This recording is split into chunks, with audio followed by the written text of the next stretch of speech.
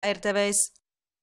Kým košický učiteľ Oto Žarnaj dostal výpoveď potom, keď upozornil na údajné prešľapy na Košickej obchodnej akadémii Polárna, riaditeľ školy vo funkcii zostáva. Krajský parlament ho podržal. Hlavný kontrolór Košického kraja pritom zistil nehospodárne nakladanie s desiatkami tisíc eur i porušenie viacerých zákonov. Nehospodárnosť na obchodnej akadémii na Polárnej ulici v Košiciach odkryl pred rokom tamojší učiteľ Oto Žarnaj. O 2 mesiace dostal výpoveď z organizačných dôvodov. Hlavný kontrolór Košického kraja potvrdil nehospodárnosť ako aj porušenie viacerých zákonov. Riaditeľ školy nálezy kontroly odmietol. Pre mňa jednoduchá kuchynská logika nepustí k tomu, aby som mohol súhlasiť s výsledkami takejto kontroly. Hlavný kontrolór si za výsledkami kontroly stojí. Kontrola prebehla, bola vykonaná.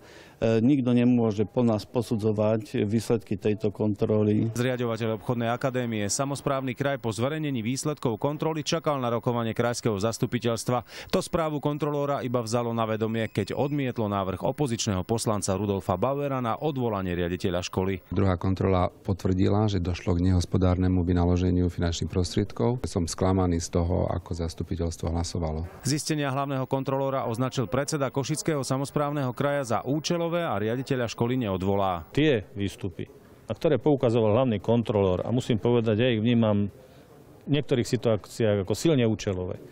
Takže nevidím dôvod, aby som postupoval. Keď dostanem do ruky relevantné výstupy od konkrétnych relevantných inštitúcií, potom konať budem. Hlavný kontrolór v súlade so zákonom postúpil výsledky správe finančnej kontroly. Ani jej záver však nebude záväzný a nemusí byť konečný. Potom príde na rad ministerstvo financií, prípadne súd. Prepustený učiteľ Žarnaj sa chce obrátiť na políciu. Spochybňovať jeho správu mi pripadá totálne absurdné, pretože potom by sme mohli spochybňovať aj výsledky ústavného súdu, výsledky iných kontrolórov alebo nejakých inštitúcií. Takže podľa môjho názoru je to proti logike a proti princípom demokracie, aby sa spochybňovali výsledky hlavného kontrolóra Košického kraja. Vrátenie pracovného miesta a odškodnenie za prepustenie už žiada od školy súdnou cestou. Zdeno Zubák, RTVS. Prípad učiteľa Ota Žarnaja nie je jediný. Len za posledné roky poznáme desiatky prípadov ľudí, ktorí upozornili na nekalé praktiky a prišli preto o prácu. Zákon, ktorý by takýchto ľudí chránil, na Slovensku chýba. Minister vnútra Robert Kaliňák o ňom hovorí už 2 roky. Najnovšie sľúbil, že jeho finálnu podobu predstaví do konca tohto mesiaca.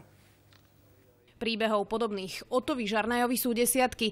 Jedným z najznámejších je Zuzana Melicherčíková, ktorá upozornila na podozrivý postup prijímania na právnickú fakultu Univerzity Komenského, či Jozef Žaďko, zamestnanec Úradu pre ochranu verejných činiteľov. Ten upozornil na to, že jeho kolegovia si zo služobných vozidiel odlievali naftu a benzín. Rezortu vnútra tak ušetril tisícky litrov pohonných látok. Miesto pochvaly však prišiel trest. Prišli mesiace bez práce, bez prideľovania práce, zavretí v kancelárii, čítanie angličtiny, novín, hranie pingpongovej loptičky o stenu. Pre mňa to malo osobné dôsledky, hlavne také, že som bol prepustený z práce pre údajnú nadbytočnosť. Zákon, ktorý by chránil takýchto ľudí, u nás neexistuje. Formálne väčšinou prídu o prácu pre iné dôvody, napríklad nadbytočnosť či organizačné dôvody. Dnes musí takto prepustený človek na súde dokazovať, že o prácu prišiel práve pre poukázanie na nekalé praktiky. Vo svete takýchto ľudí, nazývaných aj whistleblowery, zákon na rozdiel od Slovenska chráni. Whistleblower sa v čase, keď nahlasuje nejakú nekalú praktiku, nachádza v akomsi štádiu ochrany a o akomkoľvek pracovnoprávnom postihu alebo inom postihu by potom rozhodoval iný nezávislý úrad. Dôkazné bremeno by potom musel zamestnávateľ. O podobnom zákone, ktorý by chránil tzv. Biele vrany, hovorí minister vnútra Robert Kaliňák už 2 roky. Pôvodne mal byť zákon na ochranu tých, čo nahlásia korupciu. Nakoniec však bude širší. Chrániť bude aj tých, čo upozornia na plytvanie financiami či iné nekalé praktiky.